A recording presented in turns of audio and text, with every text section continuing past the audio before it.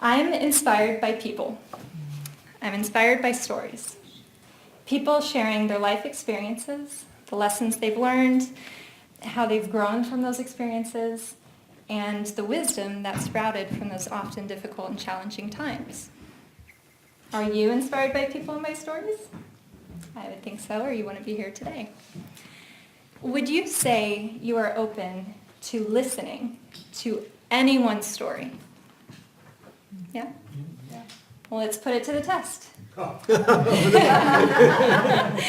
I am going to take you on a thought experiment. So please close your eyes.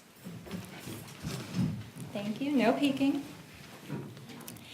And think of a person or a type of person who you would never want to be in the same room with. Is it a certain politician that you dislike with a passion? Is it someone in history who did the most heinous crime you could think of? Is it someone from your past who made you feel so small? If you can't think of anyone, think of something you strongly believe, and then think of someone who believes the opposite. Now imagine you're in a room with that person. Feel their energy. Now think about how you are feeling right now. Are you feeling yourself clench up? Is it getting harder to breathe? I actually begin to sense the blood flowing through my veins, which is a common physiological response to anxiety. It's not a good feeling, is it? And that's why we try to avoid feeling this way. We don't want to be in the same room with people like that. Them. That's a dangerous word. Them. But for the sake of this thought experiment, I'm going to make you imagine it. So keep your eyes closed.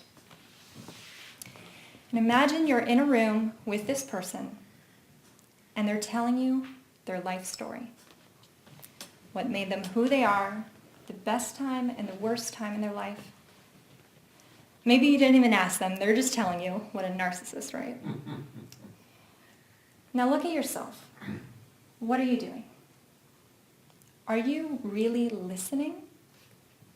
Or are you identifying the exit doors, planning your escape route?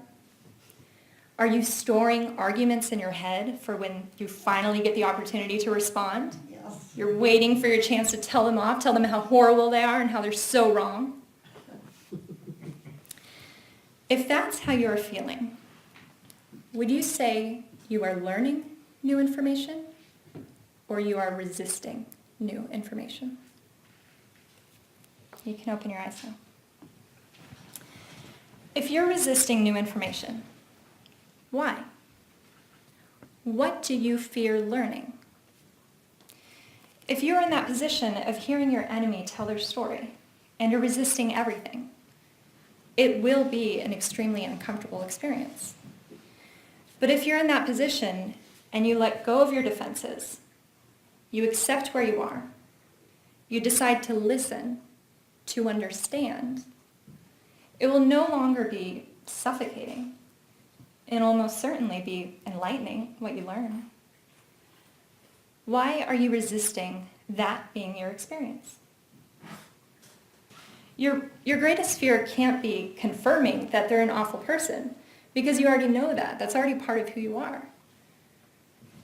So perhaps your greatest fear is finding out you have something in common, that you could relate to them on some crazy level. Or worse yet, you find out that you like them. Pah, that would never happen in a million years, you're thinking, right? But what if it did? Just what if it did? It's a thought experiment. Why are you so attached to your assumptions? What about your life would change if you no longer saw them as your enemy?